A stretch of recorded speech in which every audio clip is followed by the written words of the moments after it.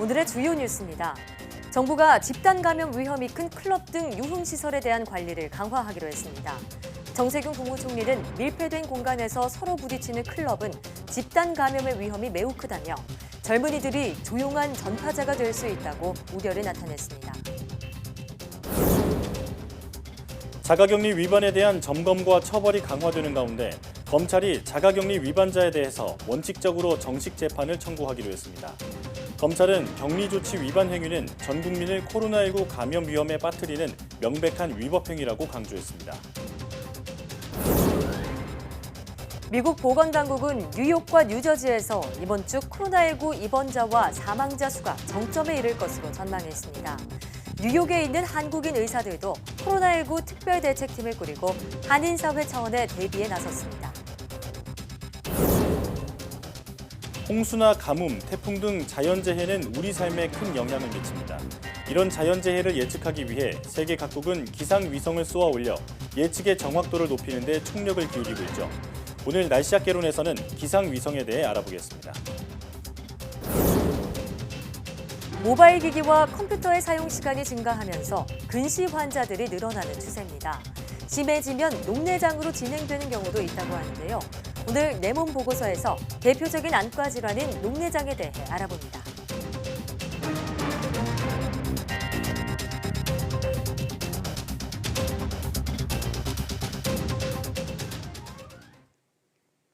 여러분 안녕하십니까? 사이언스 투데이입니다. 정부가 집단 감염 위험이 큰 클럽 등 유흥시설에 대해 관리를 강화하기로 했습니다. 윤태호 중앙사고수습본부 방역총괄반장은 정례브리핑에서 이같이 말하고 이번 주부터 실질적인 점검이 이루어질 예정이라고 밝혔습니다. 정부안에 따르면 기존 위생공무원 위주의 점검은 경찰과 소비자 식품위생감시원까지 참여하는 합동점검 형식으로 바뀌고 밤 11시부터 새벽 4시까지 주요 영업시간에 집중점검을 벌입니다. 검찰이 자가격리 조치를 위반한 사람에 대해서는 원칙적으로 정식 재판을 청구하고 재판에선 실형을 구형하겠다고 밝혔습니다. 대검찰청은 격리조치 위반 행위가 전 국민을 코로나19 감염 위험에 빠뜨리는 위법 행위라며 이 같은 지침을 각 검찰청에 내려보냈습니다. 대검 관계자는 코로나19 격리조치 위반과 관련해 상황을 심각하게 보고 있다며 위반 행위에 대해 엄중히 대응하겠다고 밝혔습니다. 앞서 대검은 의도적이거나 반복적으로 격리조치를 위반할 경우 구속수사를 원칙으로 하라는 지시도 내렸고 현재 격리조치 위반 사범 3명이 정식 재판에 넘겨졌습니다.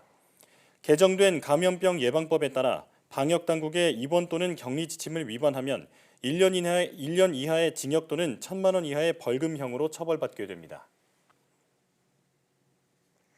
정부가 코로나19 자가격리자의 무단 이탈을 방지하기 위해 손목 밴드를 활용하는 방안을 고민하고 있다고 밝혔습니다.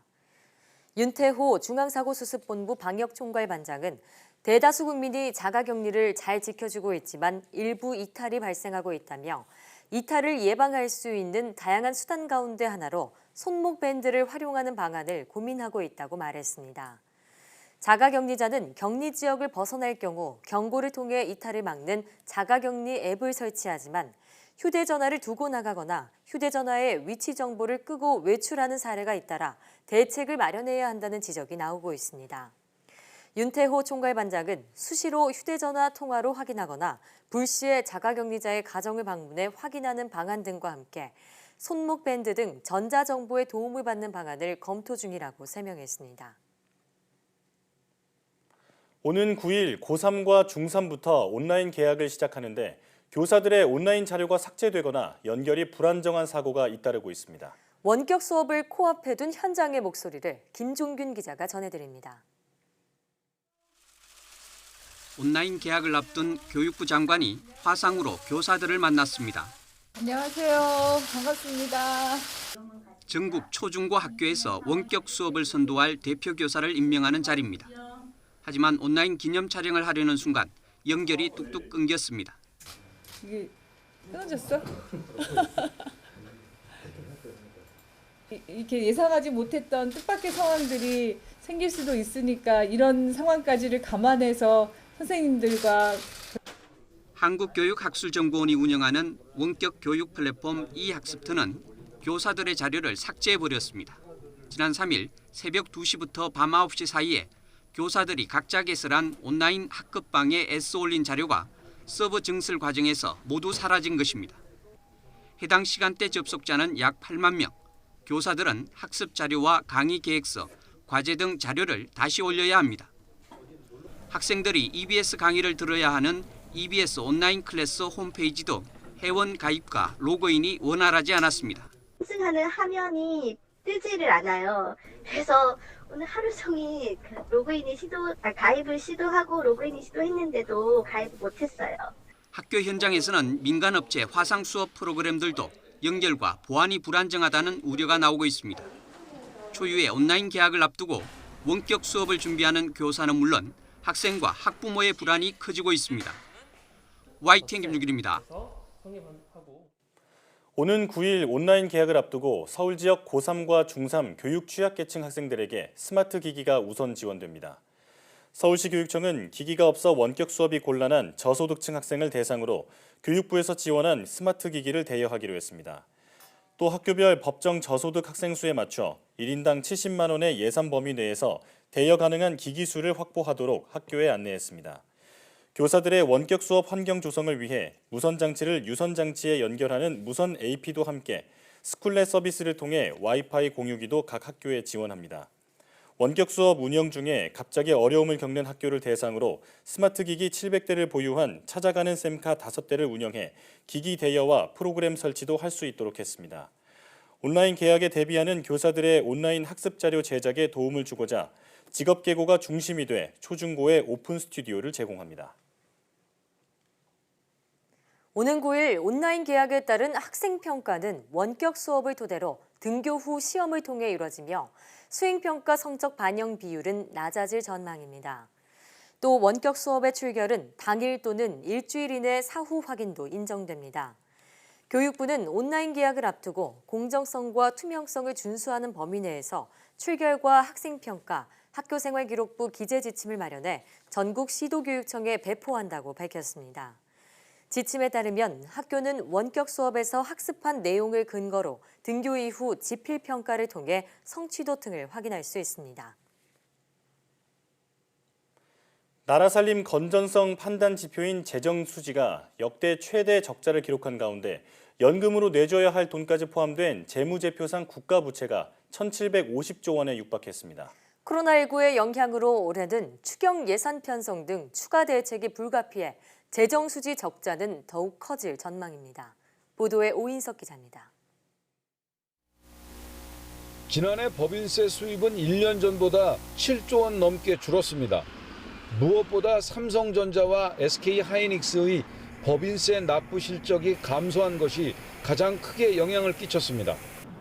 여기에 10조 원이 넘는 국세 수입이 지방 교부세로 이전됐습니다. 반면 경기 부양을 위한 확장 재정으로 정부의 지출은 큰 폭으로 늘었습니다. 나라 살림 씀씀이는 크게 늘고 수입은 줄면서 지난해 재정 수지가 역대 최대 적자를 기록했습니다. 재정 건전성 판단 지표인 관리 재정 수지 적자는 54조 원이 넘어 관련 통계 작성 이래 가장 큰 폭의 적자를, 국민연금 등을 포함하는 통합 재정 수지도 12조 원 적자였습니다. GDP 대비 관리 재정 수지 적자 비율도 외환 위기와 글로벌 금융 위기 이후 세 번째로 컸습니다. 규모상으로는 단연 19년 회계연도 결산 부분이 가장 크다고 할 수 있습니다. 그렇지만 이제 경제 규모와 재정 규모 자체가 커지는 거기 때문에 비율상으로 보면은 앞선 그 위기에 대비해서 GDP 대비 비율은 더 작다고 말씀드릴 수 있겠습니다. 지난해 중앙정부 채무는 재정 적자 보존을 위한 국채 발행이 늘면서 699조 원으로 증가했습니다. 하지만 정부 부채 비율은 미국과 일본, 독일보다 낮고 OECD 평균의 3분의 1 수준이었습니다. 국민에게 연금으로 내줘야 할 돈까지 포함하는 재무제표상 부채는 1,743조 원으로 늘었습니다. 올해는 경제 활력을 높이는 수포 예산에 더해 코로나19 극복을 위한 두 차례 추경으로 재정 수지 적자는 더욱 확대될 것으로 보입니다. 이미 1차 추경으로 82조 원의 관리재정 수지 적자가 예측된 가운데 긴급 재난지원금으로 7조 원이 넘는 2차 추경이 편성됩니다.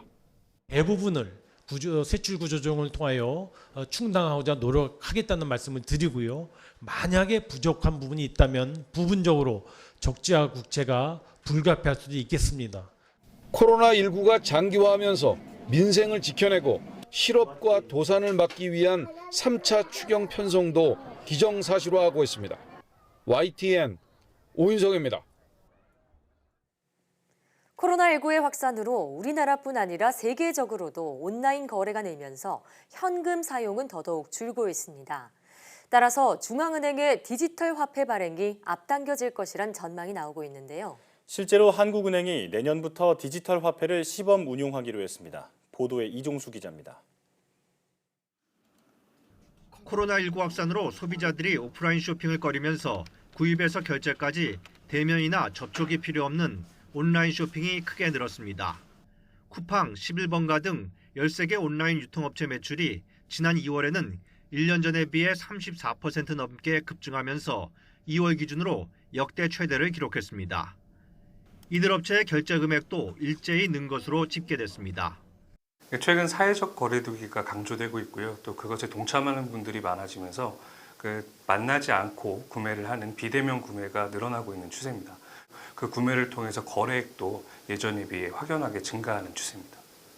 반면 코로나19를 옮길 위험이 있는 현금 사용은 세계 곳곳에서 눈에 띄게 줄고 있습니다. 영국의 현금 자동 입출 금기 ATM의 운영기관인 링크는 최근 영국 내 현금 사용이 절반으로 감소했다고 발표했습니다. 미국, 캐나다, 영국에서 시중은행 지점이 임시 폐쇄되거나 영업시간이 줄어 현금 구하기가 원천 봉쇄되기도 했습니다. 코로나19 확산은 이처럼 현금을 무용지물로 만들고 비대면 결제 방식인 전자적 형태의 화폐인 중앙은행 디지털 화폐 발행을 앞당기도록 하는 분위기를 만들고 있습니다. 한국은행은 올해 기술적 검토 등을 마치고 내년부터는 가상환경에서 시범 운용에 들어가기로 했습니다. 지급결제 부분의 혁신이 빠르게 진전되고 있는 가운데 민간 부문의 시장 확대 가능성 등에 선제적으로 대응하기 위해 파일럿 테스트를 계획하게 되었습니다. 디지털 화폐는 가상화폐와 달리 중앙은행의 법적 보증으로 안전한 데다 바이러스 감염이나 분실 등 현금 사용에서 오는 우려와 불편이 사라지게 됩니다. 중앙은행 디지털 화폐는 스웨덴이 가장 앞서 있어 쇼핑 대금의 지급과 입출금 등을 할 수 있도록 플랫폼을 개발 중이고 캐나다, 영국, 일본, 유럽연합, 스위스 등이 지난 1월 연구에 들어갔습니다. 그동안 시큰둥하던 미국도 입장을 바꿔 연구를 강화하기로 했습니다. YTN 이종수입니다.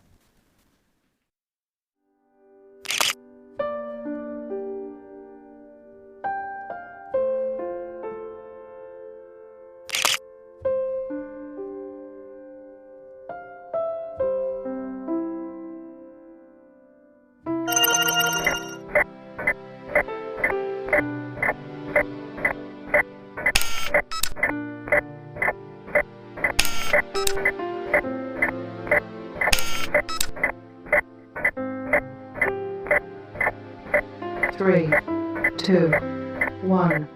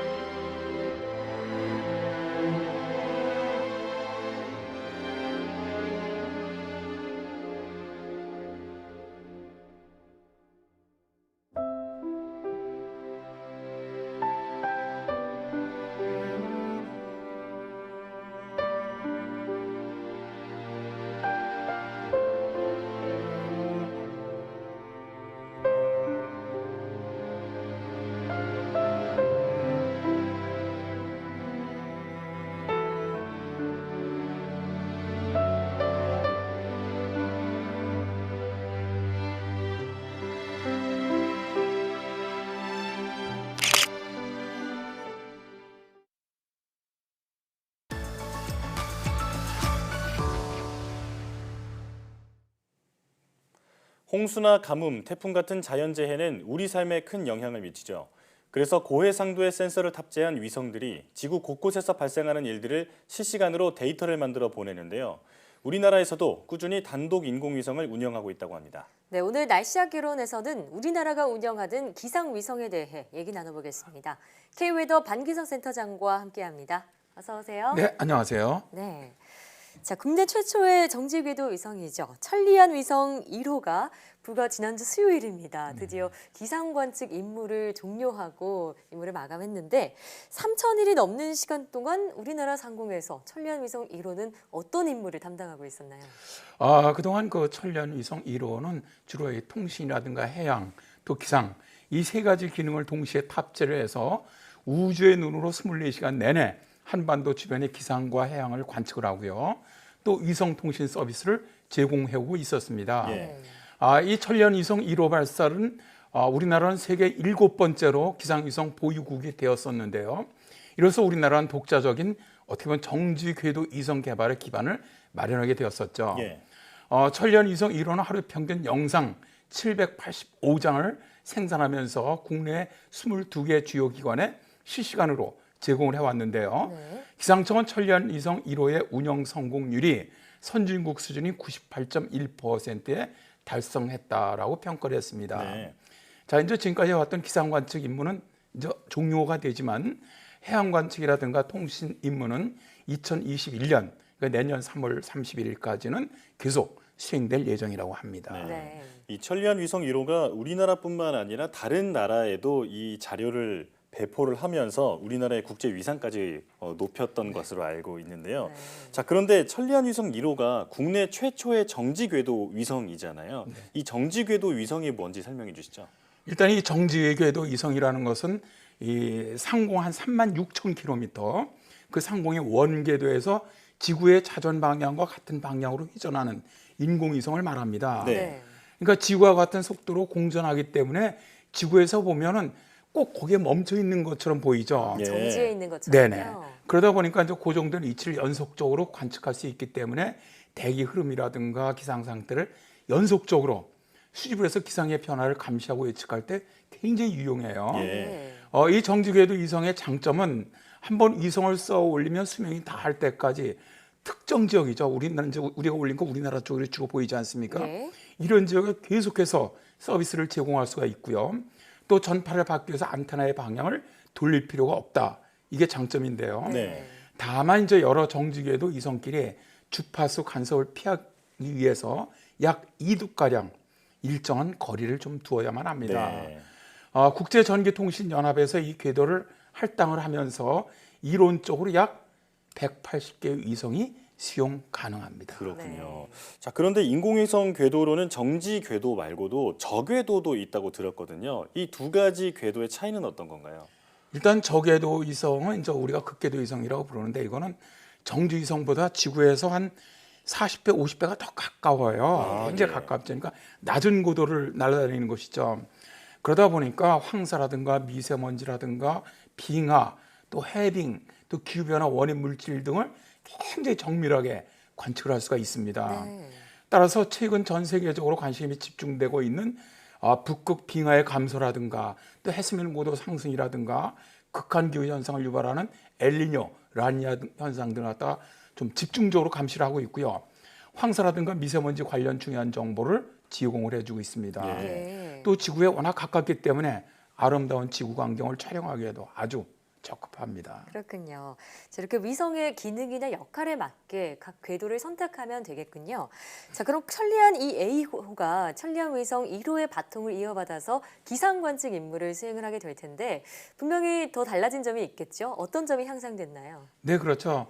천리안 1A, 뭐 1A라고도 하는데 천리안 2A죠, 2A. 2A 같은 경우는 2011년부터 개발이 시작되면서 지난 2018년 12월 5일 성공적으로 발사가 됐죠.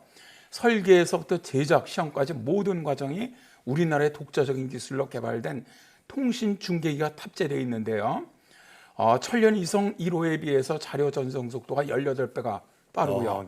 또 한반도 상공에 도달했을 때 2분 이내에 기상 상황을 관측할 수가 있습니다.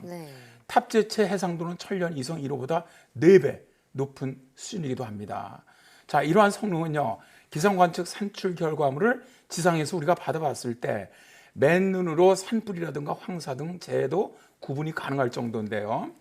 관측 속도 역시 굉장히 빠르기 때문에 국지성 집중호우의 발달 여부라든가 태풍 중심 위치, 이동 또 경로 예측 정확도가 아주 매우 높아집니다. 네, 이 기상 예보 그리고 기후 변화의 원인까지도 파악할 수 있는 그런 위성이라는 생각이 드는데, 자, 기상위 기술의 발전이 우리 국민의 안전을 확보하는 데도 많은 도움이 되고 있죠. 굉장히 큰 도움이 되죠.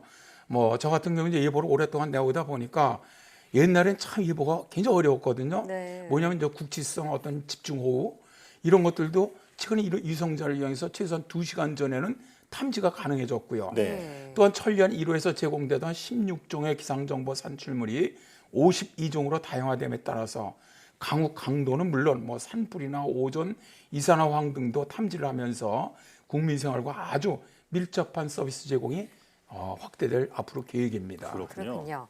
자, 그런가 하면 지난 2월이죠. 이 천리안 이 A호의 쌍둥이 동생격인 이 B호 역시 궤도 안착에 성공을 했습니다. 이 A호와 달리 이 B호는 세계 최초의 환경 위성으로 불리고 있거든요. 구체적으로 어떤 역할을 담당할까요? 천리안 그 위성 2B죠. 네. 쌍둥이 위성으로 불리죠. 2-1하고 2B는 한반도 및 동아시아 지역의 미세먼지 등 대기 환경, 또 한반도 주변의 적조, 녹조 등 해양 환경을 관측하기 위해서 개발된 위성입니다. 천리안 위성 2A호의 주요 임무가 기상 및 우주 기상 관측이라고 한다면 2B호는 대기 환경 및 해양 관측용이죠. 이를 위해서 천리안 위성 2B호는 세계 최초의 정지궤도 환경 탑재체와 천리안 위성 1호에 비해서 대폭 성능이 향상된 해양 탑재체를 장착을 했습니다. 또 환경 탑재체는 초밀경, 아주 초정밀한 그런 광학 관측 장비가 있어서 미세먼지와 함께 미세먼지를 유발하는 이산화질소라든가 또 이산화황이라든가 또 대기 오염 물질인 폼알데히드라든가 오돈 이런 20개의 대기 오염 물질의 농도를 하루에 8번 관측할 수가 있습니다. 대기를 관측하는 초정밀 광학 관측 장비는 초분광 영상기라는 그런 기술을 사용하고 있는데요. 물체가 빛에 반응하는 파장 정보를 아주 세분화해서 그 성분을 검출하는 것이죠. 즉 어느 지역에 화학물질이 있다면 스펙트럼 위치에 검은 선이 나타나는 것이죠. 그래서 이제 동서방향으로는 일본의 동쪽부터 인도 차이나 반도까지, 남북으로는 인도네시아 북부 또 몽골 남부까지 관측할 수가 있기 때문에 대기 오염 물질의 발생 지점과 발생량 또 이동 경로 등을 아주 정확하게 추적할 수가 있게 되어 있습니다. 네, 이 대기 오염 물질이 어디서 발생하고 또 어느 경로로 이동하는지 구체적인 과학적 자료를 얻을 수 있을 것으로 기대가 되는데, 자, 본격적으로 천리안 이 B호가 임무를 시작한다면 우리 실생활에는 어떤 도움이 될까요? 그렇죠. 이제 아무래도 올해는 이제 여러 가지 기본 자료, 그 데이터, 기본 데이터 수집이라든가 보정 같은 활동을 올해는 할 거예요. 근데 이제 내년서부터는 실제 우리가 이 업무에 활용하는 거에 사용하거든요. 그렇게 되면 대기 환경 예보라든가 경보 시스템이 구축될 것으로 보여요. 그래서 언제 어디서나 아주 편안하고 쉽게 환경 정보를 얻을 수 있을 것으로 기대를 하고 있습니다. 이르면 올해 10월부터 뭐 적조나 녹조 같은 그런 해양 환경 정보는 천리안 이 B호가 제공할 수도 있다라는 소식도 들려오던데요. 10월에 그런 소식 만나볼 수 있기를 기대해 보겠습니다. 오늘 말씀 잘 들었습니다. 네, 고맙습니다.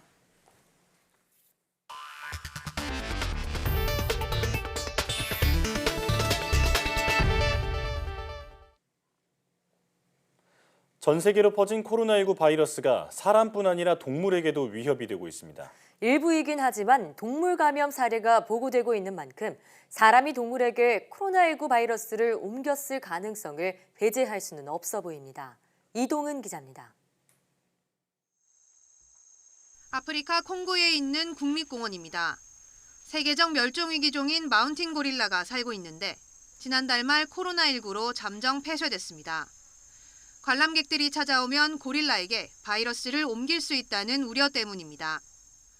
Because great apes are so closely related to us, the chimpanzees and the gorillas, and if they've never ever been exposed to a virus like corona, they're more likely to get sick from it. 실제로 미국 뉴욕에서는 폐쇄된 동물원의 호랑이가 직원에게서 코로나19에 감염됐다는 보도까지 나왔습니다. 이처럼 사람에서 동물로 옮기는 감염병을 역인수공통 감염병이라고 부릅니다.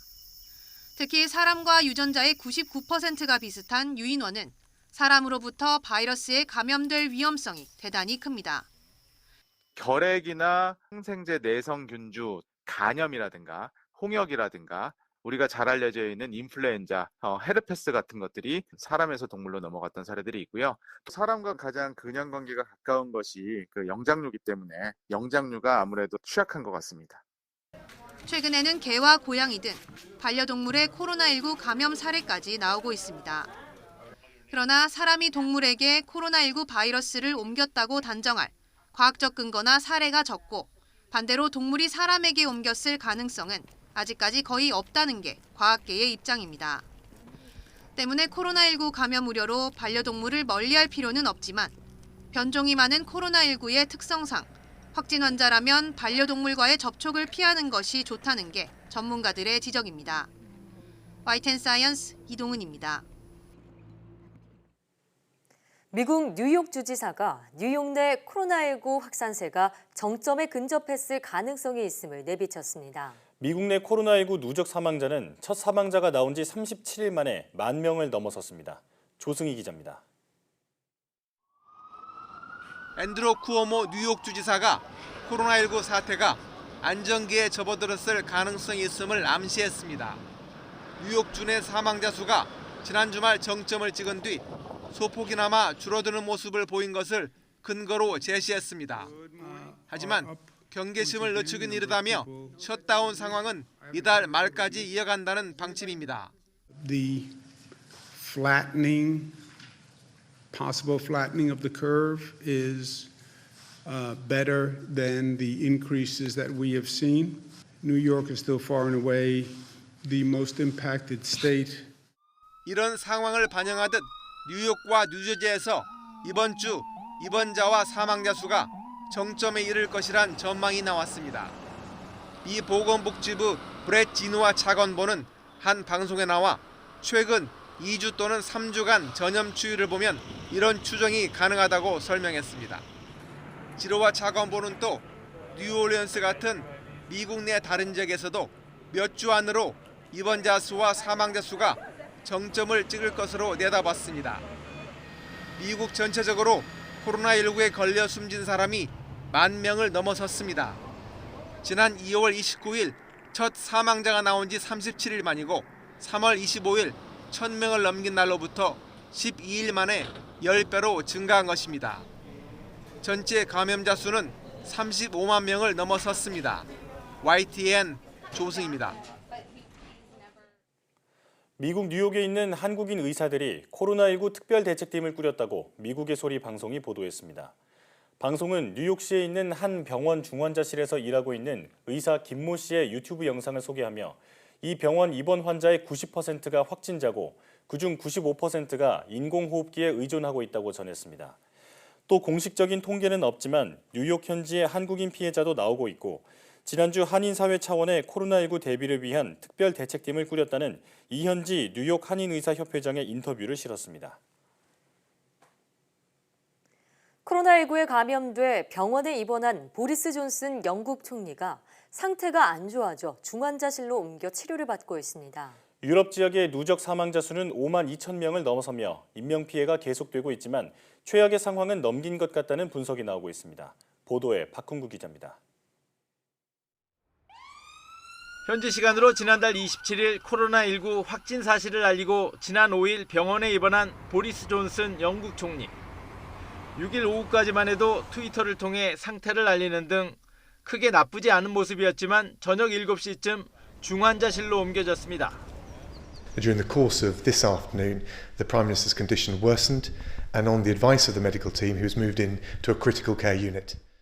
하지만 BBC 방송 등 현지 언론은 존슨 총리가 의식이 있으며 산소호흡기에 도움이 필요할 경우에 대비하기 위한 예방 조치라고 설명했습니다. 감염 이후에도 존슨 총리는 지난 3일 의료진을 격려하기 위한 행사에도 모습을 보이는 등 비교적 안정적인 상태를 유지해왔습니다. 존슨 총리의 국정 수행이 어려워지면서 직무대행은 도미닉 라브 외무장관이 맡게 됐습니다. 유럽 지역에서 코로나19 누적 확진자는 65만 명, 사망자는 5만 2천 명을 넘어섰지만 국가별 상황은 다소 진정되는 모습입니다. 이탈리아는 신규 확진자 수가 20일 만에 처음으로 3천 명대로 떨어졌고 스페인도 사망자 수가 나흘 연속 감소했습니다. 이에 따라 스페인 정부는 오는 25일까지로 정한 전국의 이동 제한과 상점 영업 금지 조치를 완화하는 방안을 검토하고 있고 오스트리아도 이동 제한은 유지하되 소규모 상점은 영업을 재개할 계획입니다. 하지만 이탈리아는 휴교령을 다음 달 중순까지 연장하고 영국도 7월로 예정된 브리티시 오픈 골프 대회를 취소하는 등 긴장을 늦추지 않고 있습니다. 확진자가 10만 명을 넘어선 독일도 제한 조치 완화를 검토하고 있지 않다고 밝혔습니다. 앙겔라 메르켈 독일 총리는 코로나19 사태로 유럽연합이 역사적으로 가장 큰 시험에 들었다며 유럽을 방어하고 강화할 준비가 돼 있다고 강조했습니다. YTN 박홍구입니다. 북유럽의 스웨덴은 그동안 코로나19에 맞서 일상생활을 유지하면서 사회 전체가 면역력을 갖게 되는 집단 면역 정책을 시도했는데요. 최근 확진자가 크게 늘면서 다른 나라들처럼 이동 제한 조치 등을 검토하는 등 정책 변화를 예고했습니다. 조수현 기자의 보도입니다. 화창한 봄날을 맞아 스톡홀름 주민들이 나들이에 나섰습니다.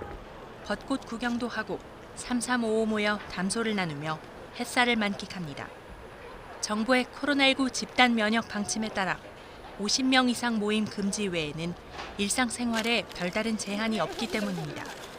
My mom is out doing stuff too. Also my sister, they are walking the dog or they are going to different dinners, hanging out with friends. 그런데 스웨덴 전국에서 최근 코로나19 감염이 확산한 것으로 나타났습니다. 인구 1,000만 명당 가운데 감염자가 7,000명을 넘어섰고 사망자는 400명대로 증가했습니다. 일주일 전보다 확진자는 3천여 명, 사망자는 300여 명 증가한 겁니다. 인구 100만 명당 사망자 수를 인접 국가들과 비교해도 스웨덴이 가장 많습니다. 스웨덴의 경우 47명인데 노르웨이는 14명, 핀란드는 5명에 불과합니다. 이런 증가세가 뚜렷해지자 스웨덴 정부는 정책 변화를 예고했습니다. 국왕이 이례적으로 대국민 연설을 통해 부활절 연휴 기간 국민의 이동 제한을 당부했습니다. Men en del av detta kommer inte vara möjligt denna påsk. Det måste vi acceptera. Vi måste tänka om, ställa in oss på att stanna hemma. 집단 면역이 결국 느슨한 방역과 확진자 증가세로 이어지면서 실패한 것 아니냐는 관측 속에 스웨덴 정부가 봉쇄 조치 등 강력한 대응책을 내놓을지 주목됩니다. YTN 조수연입니다.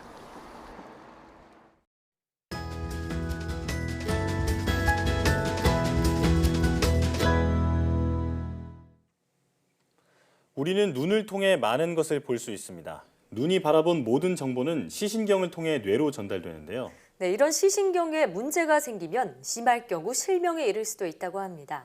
오늘 내 몸 보고서에서는 가톨릭대 인천성모병원 안과 강규동 교수와 함께합니다. 어서 오세요. 안녕하세요. 네, 반갑습니다. 최근 스마트폰과 같은 모바일 기기나 컴퓨터 사용하는 분들 더더욱 늘어나고 있는 추세잖아요. 그래서 근시 환자들 또한 증가하는 추세라고 하는데 이 근시가 심해지면 녹내장으로도 진행될 수도 있다고요. 그게 사실인가요? 네, 맞습니다. 녹내장이라고 하는 것은 안압 상승이나 여러 가지 위험 요인에 의해서 시신경이 눌리거나 혈액 공급에 장애가 생겨서 시신경 기능에 이상이 생기는 질병을 말합니다. 이로 인해 심할 경우에는 실명을 할 수도 있는 무서운 질환인데요. 고도 근시의 원인 중 일명 축성 근시라고 하는 것은 안구의 축이 길어지면서 멀리 보이는 물체의 상이 망막 전방에 맺혀서 시야가 흐릿하게 보이는 현상입니다. 이렇게 안구의 앞뒤가 길어지면 시신경이 더 당기게 되고 상대적으로 얇아지고 구조적인 이상이 더 잘 발생하기 때문에 녹내장의 위험이 증가하게 되는 것이죠. 축성근시가 생기면 시신경 주변의 공막 또한 얇아지게 되는데요. 이런 경우 시신경을 보호하는 역할에 문제가 생길 수 있습니다. 근시 진행에 따라 조직이 얇아지는 것 중 하나로 혈류의 저하도 예를 들 수 있는데요.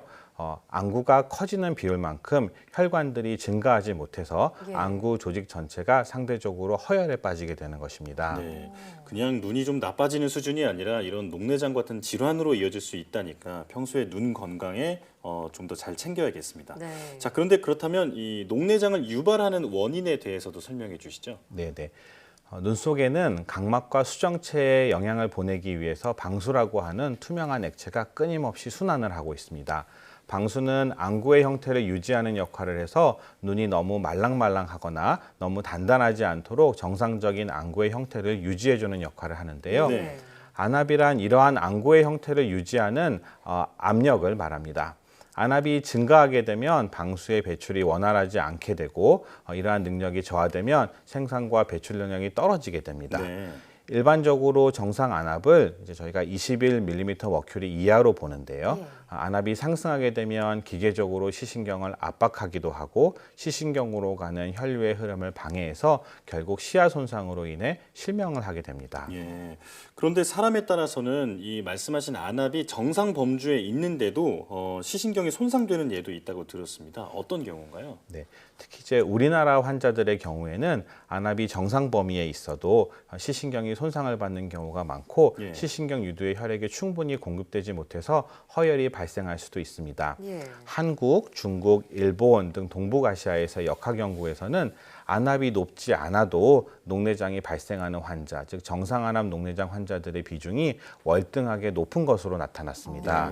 여러 가지 원인이 있을 수 있는데요. 이는 본래 안구 조직이 약한 분들은 압력이 정상 범위 내에 있더라도 시신경과 혈관이 눌려서 손상을 할 수 있다는 이야기입니다. 네. 2007년도에 국내에서 대규모 역학조사를 시행한 적이 있는데요. 이 연구에서 안압이 높은 경우 또는 연세가 많은 경우 갑상선 질환의 과거력이 있으신 경우에는 녹내장의 발생 위험이 높은 것으로 조사되었습니다. 네. 그러니까 안압이 정상이어도 높지 않아도 녹내장으로 발병될 그럴 가능성이 우리나라 환자들을 좀 높게 갖고 있다 이렇게 볼 수 있을 텐데요. 그럼 다양한 원인이 있을 것 같은데 녹내장의 발병 원인은 무엇일까요? 그리고 또 증상도 궁금합니다. 네네. 녹내장의 증상은 이제 급성과 만성에 따라서 달라집니다. 이제 급성 녹내장 같은 경우에는 전체 녹내장 환자의 10% 정도를 차지하고요. 예. 안압이 갑자기 올라가면서 시력의 감소, 두통 등의 증상을 유발하게 됩니다. 급성 녹내장 환자분들은 이러한 불편함 때문에 일반적으로 응급실이나 병원을 찾아오시는 경우가 많은데요. 병원을 찾아 제대로 된 치료가 이루어지면 다행이지만 대부분의 만성 녹내장은 시신경이 서서히 손상되므로 특별한 자각 증상을 느끼지 못하다가 말기에 이르러서야 시야장애 및 시력저하의 증상이 나타납니다. 예. 만성 녹내장의 가장 무서운 점이 증상이 없거나 모호하다는 것인데요. 흔히 녹내장의 증상으로 알려진 시야장애는 모호한 흐려짐으로부터 시작합니다. 네.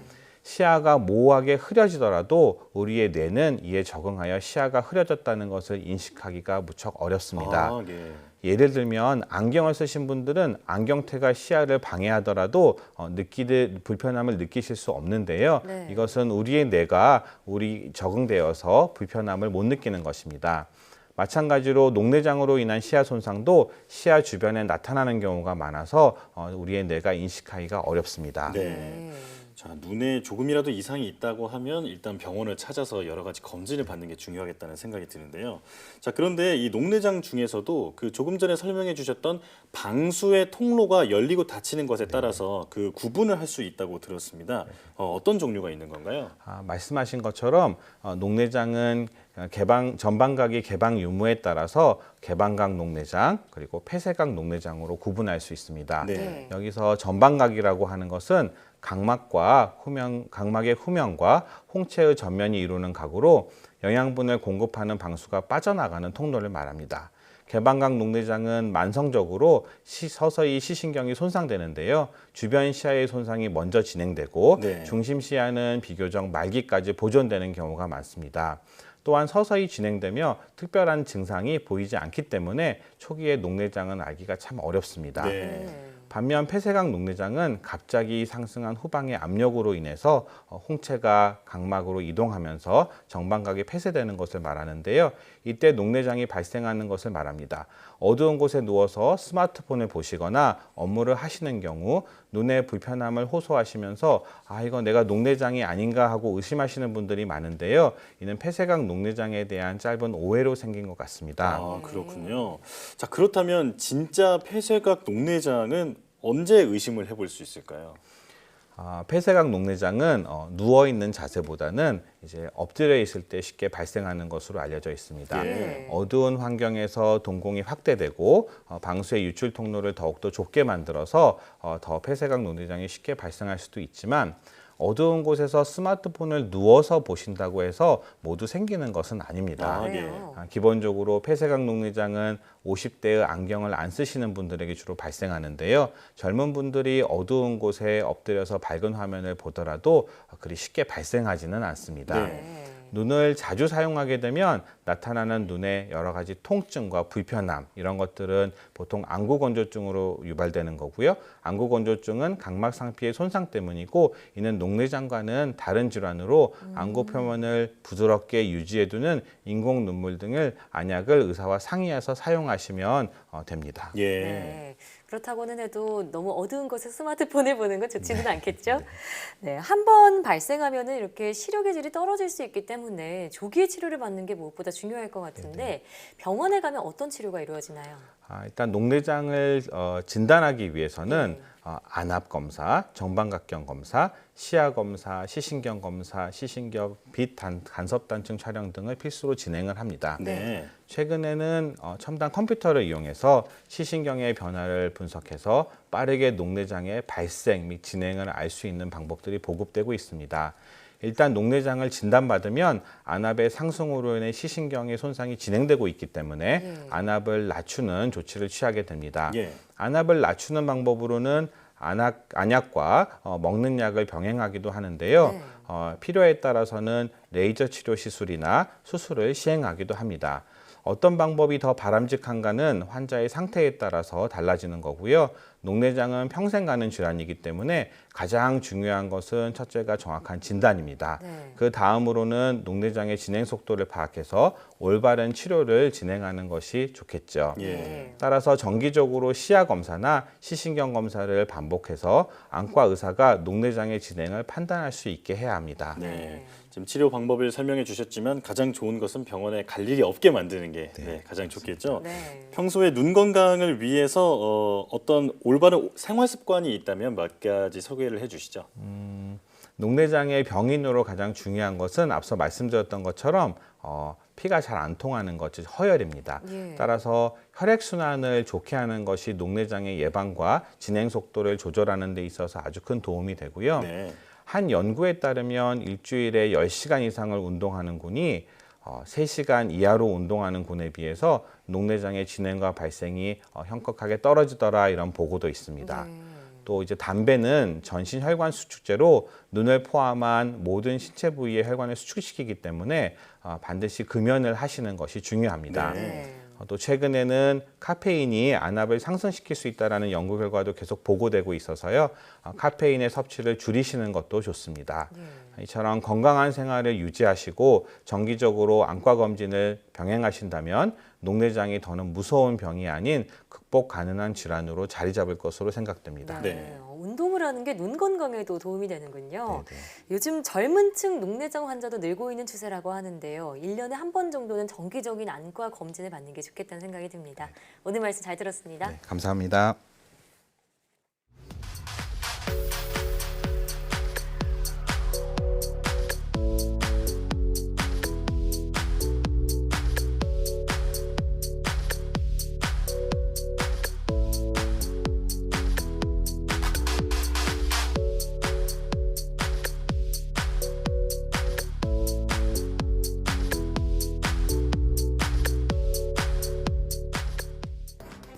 최근 TV나 스마트폰을 보는 시간이 길어지면서 눈 건강 이상을 호소하는 사람이 늘고 있습니다. 오랜 시간 TV를 볼 때는 적어도 1시간에 5분 정도는 눈을 감고 휴식을 취하는 것이 좋습니다.